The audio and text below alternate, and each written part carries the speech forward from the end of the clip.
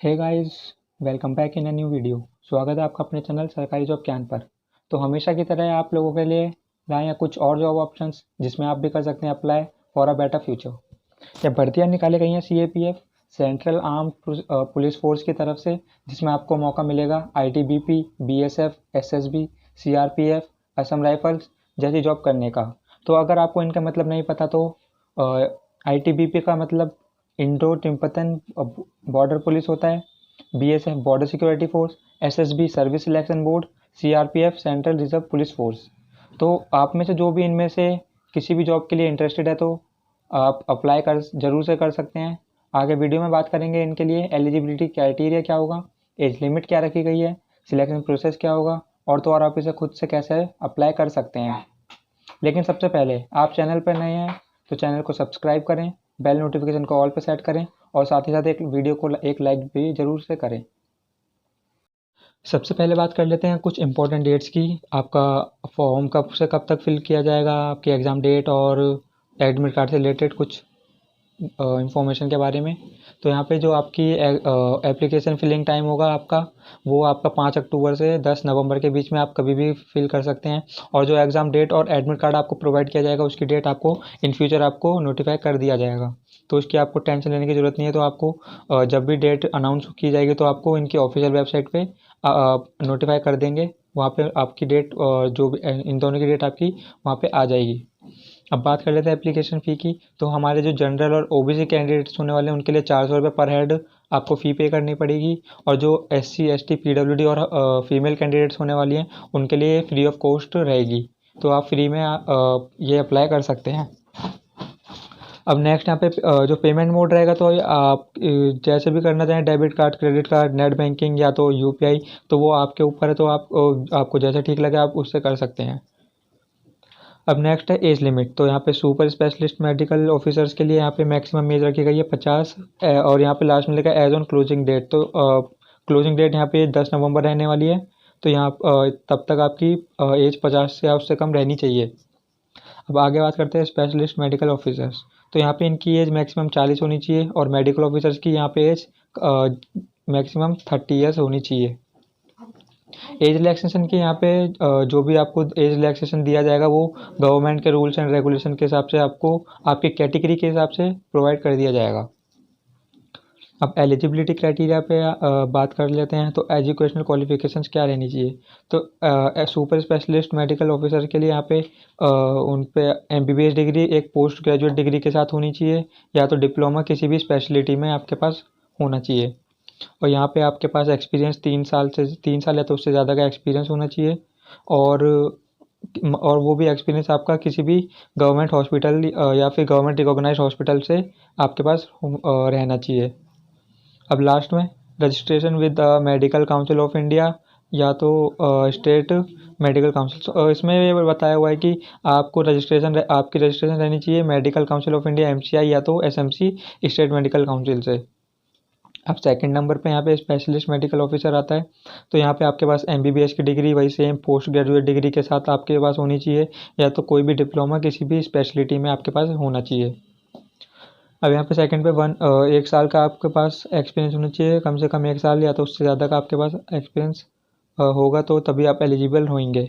और registration with MCI और SMC वहीं पे सेम ही है, लास्ट वाले का ही है। तो आपका इसमें भी रजिस्ट्रेशन एमसीआई और एसएमसी से होना चाहिए। थर्ड में बात कर लेते हैं मेडिकल ऑफिसर्स के बारे में। तो एमबीबीएस डिग्री होनी चाहिए किसी भी रिकॉग्नाइज्ड यूनिवर्सिटी से और एक इंटर्नशिप कंप्लीशन होना चाहिए। कहीं भी आपको ट्रेनिंग वगैरह कुछ उस टाइप की इंटर्नशिप आपने करी हुई होगी तो तभी आप एलिजिबल होंगे। और लास्ट इसमें आता है आप वही एमसीआई या तो एसएमसी से आप भी रजिस्टर होने चाहिए। फिजिकल स्टैंडर्ड की बात कर लेते हैं। तो यहाँ पे एज पर CAPF guidelines for height, weight, chest measurement and medical fitness. तो ये जो भी सीएपीएफ की गाइडलाइंस होंगी उनके लिए उनके अंडर में जो भी हाइट का, वेट, चेस्ट मेजरमेंट्स होती हैं तो वो सब उनके अकॉर्डिंग वहाँ पे आपको बताया जाएगा। अब वैकेंसी डिटेल्स के बारे में जान लेते हैं। तो यहाँ पे टोटल यहाँ पे पोस्ट रहने वाली है 345। तो यहाँ पे आईटीबीपी के लिए 90 वैकेंसीज अवेलेबल हैं, बीएसएफ के लिए 80, एसएसबी के लिए 55, सीआरपीएफ के लिए 75, असम राइफल्स के लिए 45।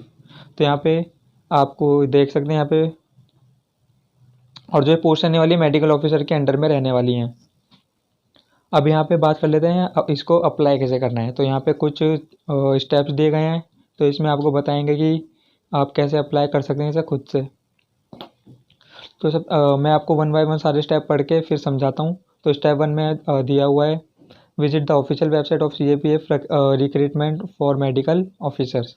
तो आपको सबसे पहले CAPF की जो ऑफिशियल वेबसाइट है वहाँ पे आपको विजिट करना है। और सेकंड है, register yourself by providing basic details like name, contact number and email ID. तो आपको वहाँ पे रजिस्टर का ऑप्शन आएगा, तो आपको रजिस्टर करना है। वहाँ पे आपको कुछ बेसिक डिटेल्स देनी होंगी, जैसे आपका नेम हो गया, कॉन्टैक्ट नंबर हो गया, आपका ईमेल आईडी हो गई। तो यहाँ पे कुछ बेसिक सी आपकी इन्फॉर्मेशन आपसे पूछी जाएगी, तो वहाँ पे आपको फिल डाउन कर देना है। अब यहाँ पे थर्ड स्टेप की बात कर लेते हैं। तो यहाँ पे ये है, log in with the credential and fill out the application form carefully with personal, educational and professional detail. तो आपको रजिस्टर करने के बाद वहाँ पे एप्लीकेशन फॉर्म को भरना है, और वहाँ पे आपसे पर्सनल इंफो डिटेल्स आपसे मांगी जाएगी, एजुकेशनल और प्रोफेशनल डिटेल्स में आपसे मांगी जाएगी, तो आपको वो सब फिल डाउन कर देनी है। अब स्टेप 4 में है कि upload scanned copies of the required document including a photograph and signature. तो आपको वहाँ पे कुछ चीज़ें अपलोड करनी है, जैसे कि आपके कुछ इंपॉर्टेंट डॉक्यूमेंट हो गए, आपकी फ़ोटोग्राफ हो गए, आपका सिग्नेचर हो गया, तो आपको ये सब चीज़ें अपलोड करनी पड़ेगी। अब स्टेप 5 में है कि पे the application fee as per your category and submit the application.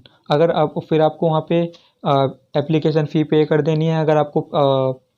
अगर आपका OBC या तो जनरल कैटेगरी में आप, तो आपसे फ़ीस वहाँ पे मांगी जाएगी। अगर आप किसी और कैटेगरी के हैं तो आपको वहाँ पे पहले डॉक्यूमेंट अपलोड करवा लिया जाएगा, और वहाँ पे स्कैन होकर फिर आपसे जो भी फ़ीस होगी या फिर नहीं होगी, तो वहाँ पे आपको पता चल जाएगा।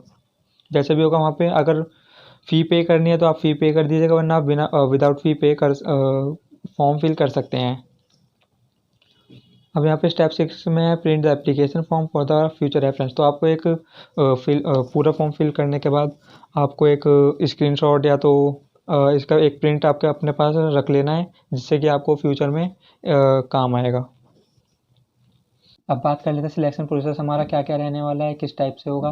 तो ये सिलेक्शन प्रोसेस टोटल चार चीज़ों में डिवाइड है। तो पहला है यहाँ पे रिटन एग्जामिनेशन। तो आपका एक रिटन एग्जामिनेशन होगा, जिसमें आपकी मेडिकल साइंस से या फिर जिस भी फील्ड से आप बिलोंग करते हैं उस फील्ड की आपकी नॉलेज चेक की जाएगी। उसके बाद जो भी इसमें सेकंड पॉइंट है, जो भी लास्ट डेट रहने वाली है, जो कि आपको बताई है 10 नवंबर, तो तब तक आपकी एग्ज़ाम की डेट भी आ जाएगी।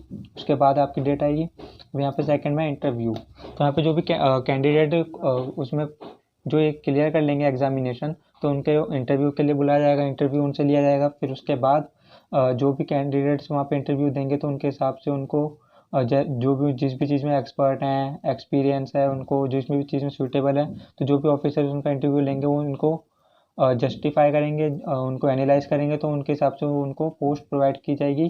फिर उसके बाद उनका यहाँ पे थर्ड में मेडिकल एग्जामिनेशन।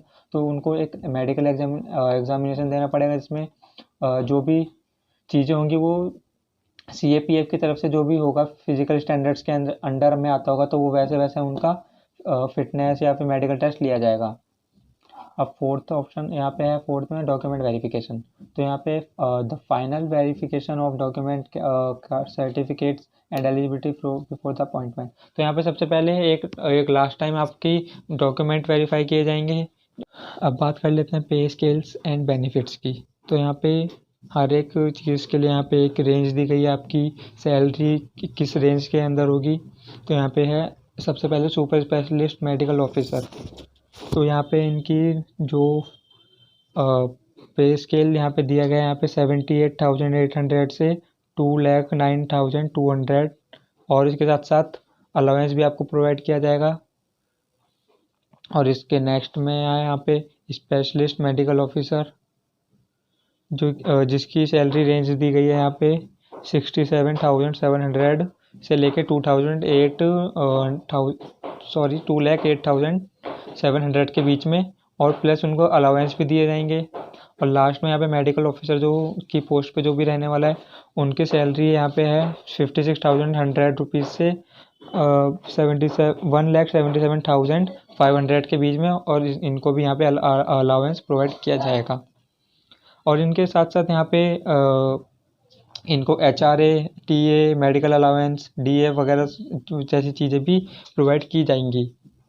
तो अब जल्दी से बात कर लेते हैं जॉब प्रोफाइल एंड रिस्पॉन्सिबिलिटीज़ की। तो जो भी ये पोस्ट पे इनकी जो भी जॉब होती है, रिस्पॉन्सिबिलिटीज़ होती है, वो सब एक एक करके बताएंगे। तो यहाँ पे सबसे पहले है providing medical care to personal of the representative primary paramilitary forces and their families.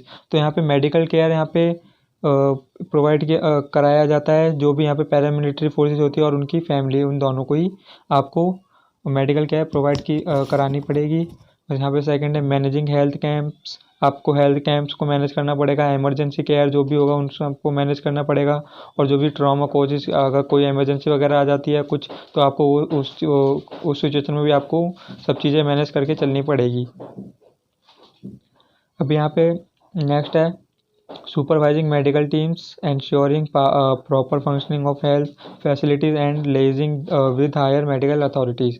तो यहाँ पे आपको मेडिकल टीम्स जो होंगी उनको सुपरवाइज करना रहेगा और जो भी प्रॉपर फंक्शनिंग हो रही है हेल्थ की फैसिलिटीज़ से रिलेटेड, तो आपको वो सब भी चेक करनी पड़ेगी। उन सब पे आपको एक फोकस सबको देना पड़ेगा कि वो ठीक से हो रही है या फिर नहीं।